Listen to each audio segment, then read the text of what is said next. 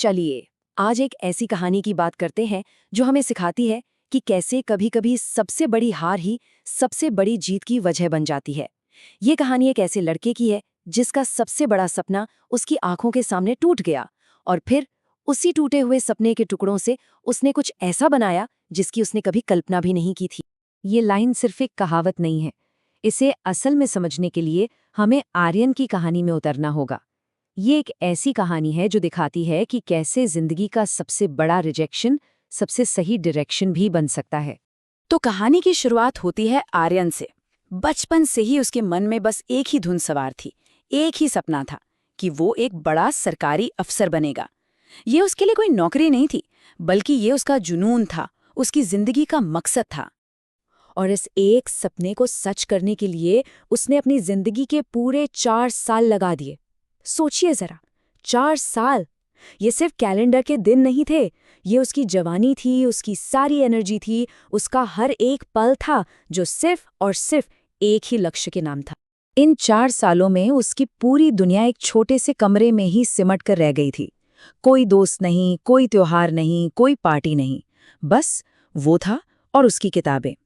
मतलब उसने अपनी पूरी सोशल लाइफ, अपनी हर खुशी इस एक इम्तिहान के लिए दांव पर लगा दी थी। और देखिए, उसकी मेहनत बेकार नहीं गई। वो यूपीएससी परीक्षा के आखिरी पड़ाव यानी इंटरव्यू तक पहुंच गया। उसे पूरा 100% यकीन था कि इस बार उसका नाम फाइनल लिस्ट में आना ही आना है। मंजिल बिल्कुल सामने खड़ी थी, बस एक कदम और। लेकिन फिर आया वो दिन, जिस दिन उसका सालों का सपना एक पल में टूटकर बिखर गया। रिजल्ट आया और आर्यन का नाम उस लिस्ट में नहीं था। और जानते हैं वजह? वो सिर्फ 2 नंबर से चूक गया। सिर्फ 2 नंबर। 4 साल की दिन रात की मेहनत और सपने के बीच सिर्फ 2 नंबरों का फासला था।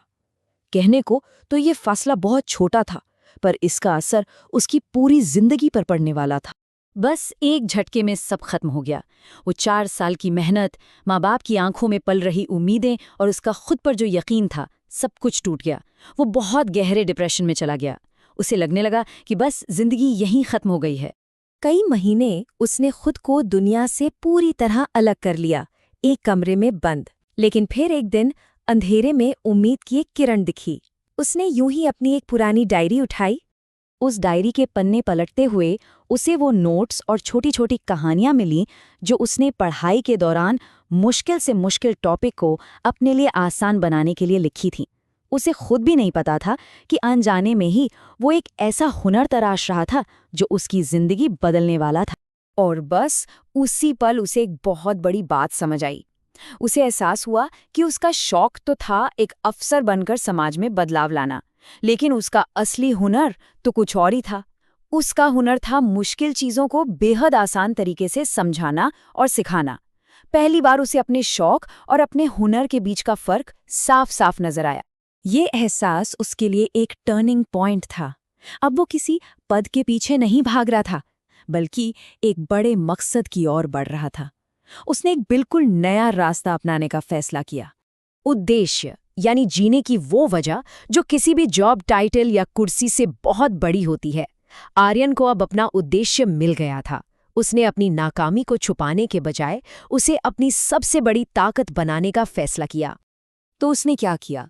सबसे पहले अपनी हार को गले लगाया, फिर अपने असली हुनर को पहचाना और एक नया रास्ता बनाया। उसने एक छोटा सा टीचिंग सेंटर शुरू किया, खास तौर पर उन बच्चों के लिए जो महंगी कोचिंग का खर्च नहीं उठा सकते थे। जरा सोचिए इस बात को, अगर आर्यन उस दिन पास हो गया होता तो आज शायद वो किसी ऑफिस में फाइलों से घिरे एक कमरे में बैठा होता।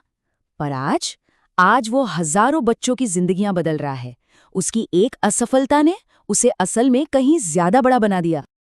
देखिए, आर्यन की कहानी सिर्फ आर्यन की नहीं है, ये हम सबकी कहानी है। हर उस इंसान की जिसे जिंदगी में कभी न कभी एक बड़े झटके का, एक बड़ी असफलता का सामना करना पड़ा है। तो क्या ऐसा हो सकता है कि जिसे हम असफलता समझ रहे हैं वो असल में अंत न हो, बल्कि एक इशारा हो किसी बेहतर रास्ते की तरफ? क्या हो अगर जिंदगी की सबसे बड़ी हार ही हमें हमारे असली मकसद तक पहुंचाने का एक जरिया हो? असफलता का मतलब ये बिल्कुल नहीं है कि रास्ते बंद हो गए हैं। हो सकता है इसका मतलब सिर्फ ये हो कि कोई और ज्यादा बड़ा, ज्यादा बेहतर रास्ता हमारा इंतजार कर रहा है। तो अगर आज कोई भी अपनी जिंदगी में हारा हुआ महसूस कर रहा है, तो बस ये याद रखने की जरूरत है कि ये अंत नहीं है, ये तो एक नई कहानी की शुरुआत है।